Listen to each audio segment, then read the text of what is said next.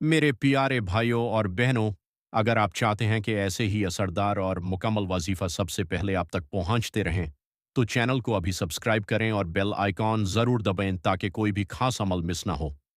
आज मैं आपको एक नया और बहुत ही मुफीद वाजिफ़ा बताने जा रहा हूं जो दिल की बेचैनी, परेशानी और रुकावट दूर करने के लिए किया जाता है।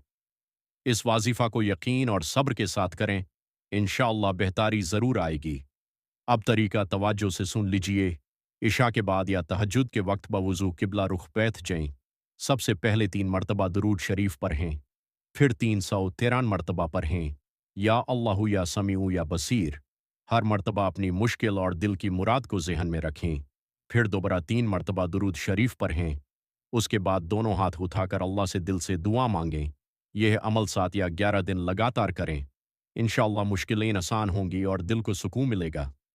आखिर में, अगर वीडियो पसंद आए और आप चाहते हैं कि रोज़ाना नए वाजीफ़ा मिलते रहें, तो वीडियो को लाइक करें, शेयर करें और चैनल को सब्सक्राइब ज़रूर करें।